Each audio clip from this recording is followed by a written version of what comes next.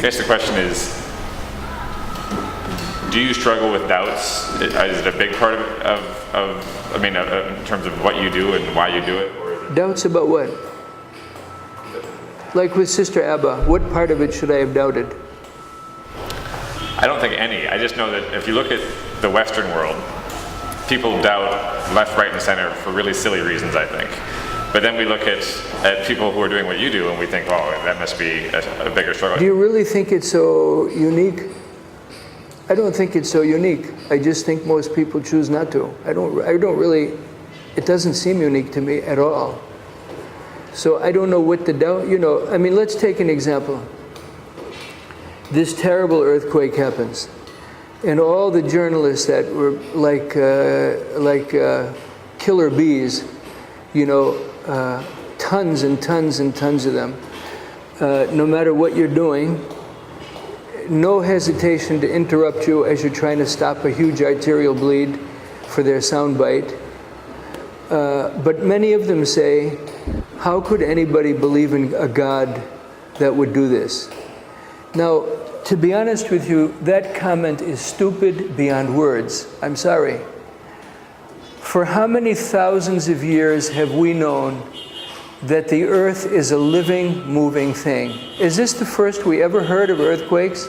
Is this the first time we ever even heard of it, that the earth shakes and moves? My God, we've known that forever.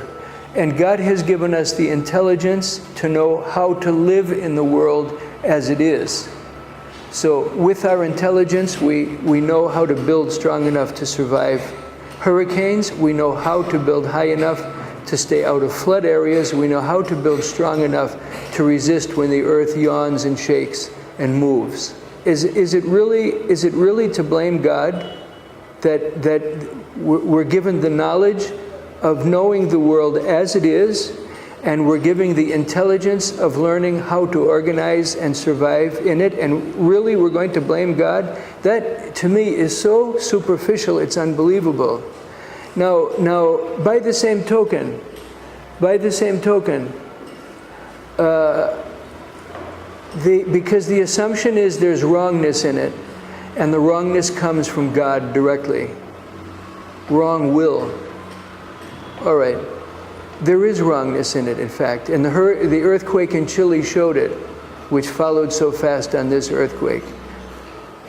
It was made clear to the world that what causes death and destruction is not the size of the earthquake and not how long the earthquake lasts.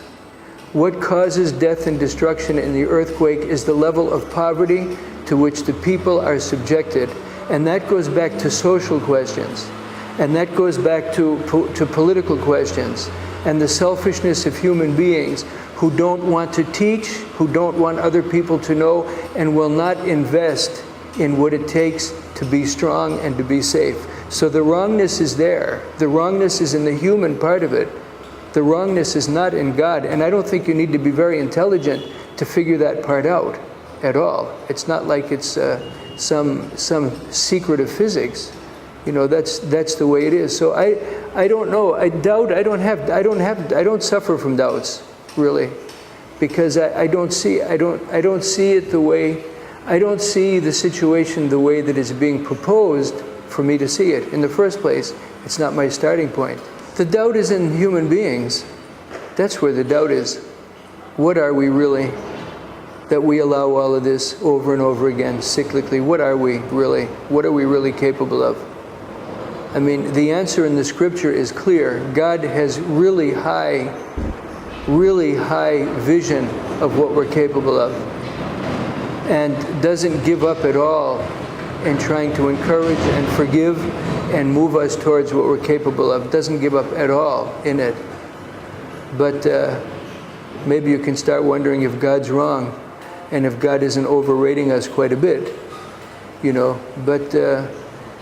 But then when you see, like I was talking about before, the plasticity of even bad people, or when you see the overwhelming response of people who want to help, even if their way of helping is a huge hindrance, still the solidarity and the desire to help is there. So it kind of counterbalances.